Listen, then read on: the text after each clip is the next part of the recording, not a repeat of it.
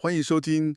今天，我们要来聊聊一个很多人真的可能都有的困扰——失眠。对，失眠这个问题好像越来越普遍了。我们手边有几份资料啊，一份是神经科睡眠专家的分析，蛮详细的。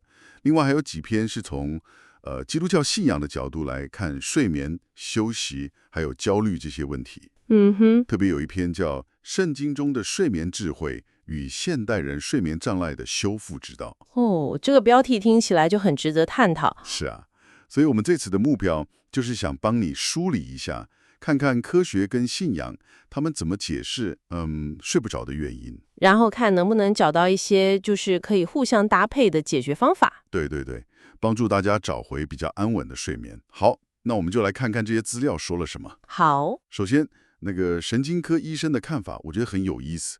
他说，很多人都抱怨我就是睡不着，这是最常听到的说法。可是从生理上来讲，人好像，几乎不可能完全不睡，睡眠算是一种基本需求嘛。对，就像饿了要吃东西一样。所以问题常常不是真的没睡，而是一种他称为睡眠状态错觉，睡眠状态错觉，那是什么意思？就是你其实有睡着，可能断断续续或者睡得比较浅，但你的感觉是没睡饱，甚至觉得整晚都醒着。哦，我懂了。然后就会对这个没睡好的感觉非常在意，对不对？没错，而且是非常在意、持续的在意这件事。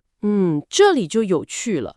这位医生点出，失眠的核心常常是一种恐惧，恐惧，对，就是害怕我又睡不着了的那个恐惧。然后这种恐惧又带来挫败感啊、焦虑感啊，恶性循环。完全是。结果就是让大脑一直处在一个高度警觉的状态。你越是想要放松、想要睡着，那个警觉系统反而越活跃。哇，这个越努力越清醒的状况，听起来真的很痛苦。是啊，那这种恐惧跟警觉的状态，好像跟我们另外一份资料，就是从信仰角度看的，有点呼应。没错，连接起来了。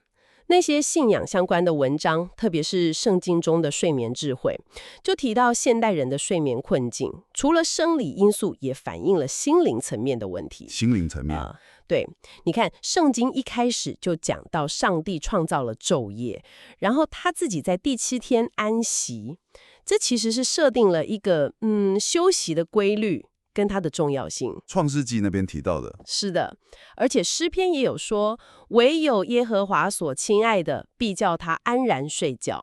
这好像在提醒我们，安息或者说安稳的睡眠，它是一种恩赐，不是我们光靠自己努力就能完全抓住的。一种恩赐，而不是 KPI。可以这么说。但你看现代社会是不是常常在崇尚忙碌，好像停下来休息就是不够努力，没价值。对，效率至上。再加上那个手机、电脑的蓝光，大家都知道吗？会抑制褪黑激素。还有就是资讯爆炸带来的焦虑。资讯焦虑。腓立比书不是劝人要一无挂虑吗？但我们常常挂虑很多事。没错，还有像是信仰里谈到的，把重担交托给神。如果很多忧虑一直自己扛着，心里怎么可能平静下来？对啊，彼得前书也叫我们要将一切的忧虑卸给神。现在有些文章提到那种没有处理的罪疚感，也可能让人睡不安稳。诗篇好像也有类似的描述。是的，诗篇32篇那边。所以这样听起来，生理上的警觉跟信仰里谈的内心焦虑、无法交托这些，好像是交织在一起的。我觉得这就是关键了。可以这样想，信仰层面提到的那些忧虑啊，凡事想自己掌控啊，或者心里没办法真正安息下来的状态，这些很可能就是启动大脑那个高度警觉模式的开关。哇，所以内心的不平静可能直接就影响到生理上的睡眠了。可能性很高。所以要处理失眠，可能真的不能只看生理或是只看心理，而是要身心灵一起看。那具体可以怎么做呢？听起来好像要处理的面向蛮多的。或许可以试试看双管齐下。一方面还是要采纳科学的建议，比方说建立一个超级规律的起床时间。起床时间不是睡觉时间吗？医生特别强调，起床时间比睡觉时间更重要，因为它能稳定你的生理时钟。还有卧室要尽量做到极致黑暗。绝对黑暗。对，然后学习一些放松技巧，睡前不要让大脑太活跃。还有一个很重要的是调整认知，调整认知。就是练习去接受我其实有睡着，即使感觉睡得不好，目的是打破那个我害怕睡不着的恐惧循环。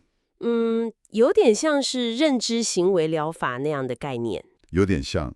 那另外一方面，就是从信仰寻求内在的力量跟修复。这部分要怎么做呢？比如说，操练信靠和交托，透过祷告，把担忧的事情就是讲出来，交出去。腓立比书也说要借着祷告、祈求和感谢，将所要的告诉神。对，还有默想一些能带来平静的经文，像诗篇23篇描写的青草地可安歇的水边，去寻找那种超越环境的内在平安。腓立比书也提到这种出人意外的平安。是的，同时也是有意识的去尊重上帝设计的作息节奏，把安息看为是必要的，而不是奢侈的。最终的目标是让身心灵都能得到整体的安顿。了解了，所以这次的探讨让我们看到失眠真的是一个蛮复杂的议题。对，不只是身体累了没睡好这么简单。对，它跟我们内心深处的状态，特别是恐惧啊、焦虑啊，关系很大。所以解决方法似乎也不是单一的，结合科学方法去调整外在的习惯、大脑的认知，同时也透过信仰的操练，去寻求内心的安宁跟交托。听起来是一个比较整合性的方向。没错，这也让我们可以思考一个问题哦。听完我们今天的讨论，也许你可以想一想，除了可能已经在做的，像是调整睡眠环境、作息这些外在习惯之外，今天你可以为你内心的安息做一件什么样的小事呢？一件小事。对，也许就是花个几分钟，安静的祷告一下，或者找一段让你觉得平静的经文，慢慢的读一读，想一想。